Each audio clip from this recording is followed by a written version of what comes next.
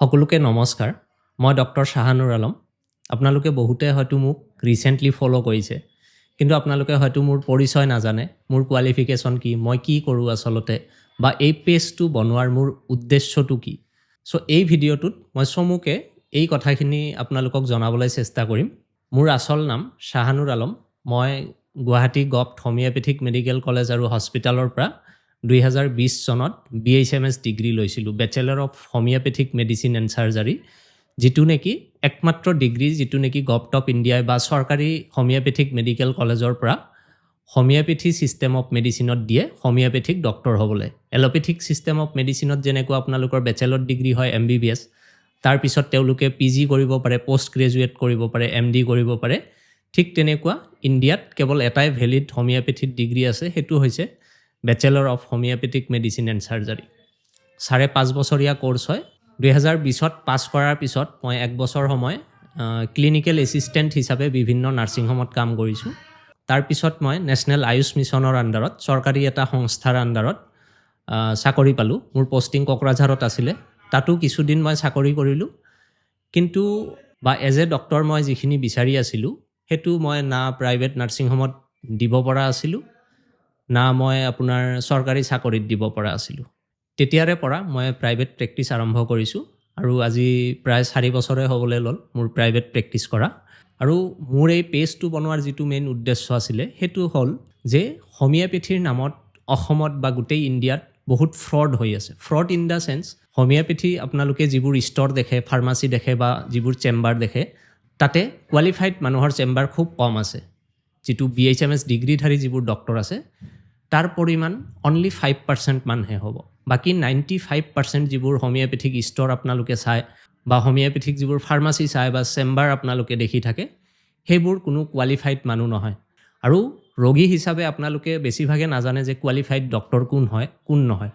আৰু এই সমস্যাটোৰ কাৰণে হৈছে কি, গোটেই হোমিঅ'পেথিটোৰ বদনাম হৈছে।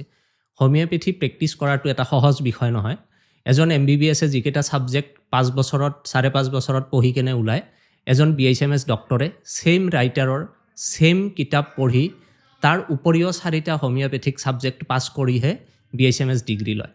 সেইকাৰণে এজন নন কোৱালিফাইড মানুহে যেনেকৈ আপোনালোকক চিকিৎসা কৰিব পাৰিব, তাৰ ওপৰত ভিত্তি কৰি আপোনালোকে কেতিয়াও এজন হোমিঅ'পেথিক ডক্টৰ বা আয়ুৰ্বেদিক ডক্টৰৰ ওপৰত আপোনালোকৰ পাৰ্চপেক্টিভটো বনাই নল'ব।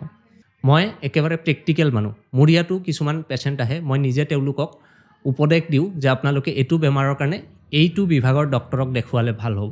কাৰণ মোৰ কথা হ'ল যে প্ৰত্যেকটো ছিষ্টেম অফ মেডিচিনৰ কি আছে, প্ৰ'জ আছে আৰু কনছ আছে। হোমিঅ'পেথিত কিছুমান ভাল আছে, আকৌ হোমিঅ'পেথিৰ কিছুমান ড্ৰবেকো আছে।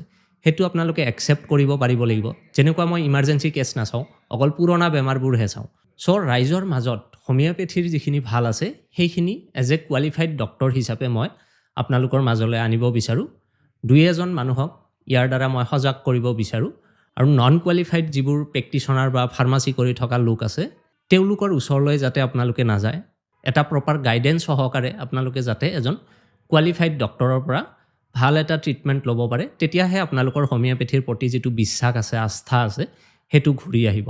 সেইকাৰণে মই সাধাৰণ কিছুমান হোমিঅ'পেথিক মেডিচিন আপোনালোকৰ সাধাৰণ কিছুমান বেমাৰত, যিবোৰত আপোনালোকে কি কৰিব পাৰে, সহজতে এই মেডিচিনকেইটা অভাৰ দ্য কাউণ্টাৰ নিজে কিনি আনি কিনে নিজে খাই ইয়াৰ ফলটো বুজি চাব পাৰে। যেতিয়া আপোনালোকে এনেকৈ অলপ চলপ হোমিঅ'পেথিক মেডিচিন লোৱা হ'ব নহয়, তেতিয়া আপোনালোকে ইন ৰিয়েলিটি ধৰিব পাৰিব যে আচলতে হোমিঅ'পেথিটো কিমান এটা এফেক্টিভ ছিষ্টেম অফ মেডিচিন।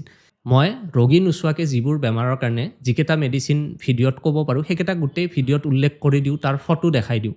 আপোনালোকে মই ভিডিঅ'ত উল্লেখ কৰা মেডিচিনবোৰ একেবাৰে চকু মুদি ল'ব পাৰে। সেইকেইটা ছেফ মেডিচিন হয় বা ছেল্ফ মেডিকেশ্যন কৰাৰ কাৰণে কোনো অসুবিধা নহয়। সেই মেডিচিনকেইটা আপোনালোকে কিনিব বিচাৰিলে মই যিটো ভিডিঅ'ত মেডিচিনটো দেখাওঁ, সেইটো আপোনালোকে স্ক্ৰীনশ্বট ল'ব, লৈ কিনে আপোনালোকে ছেইম মেডিচিনটো এজন হোমিঅ'পেথিক ডক্টৰৰ চেম্বাৰৰ পৰা বা এটা ফাৰ্মাচীৰ পৰা সেই ফটোটো দেখাই কিনে ছেইম কোম্পানীৰ মেডিচিন ল'ব।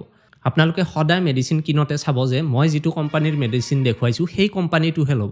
জেনেৰেলি কি হয়, এই যিবোৰ কুৱাকাৰী থাকে, যিবোৰ ব্যৱসায় কৰে, সেইবোৰ মানুহে একদম খুব কম দামী ছাব ষ্টেণ্ডাৰ্ড কোম্পানীৰ মেডিচিন ৰাখে।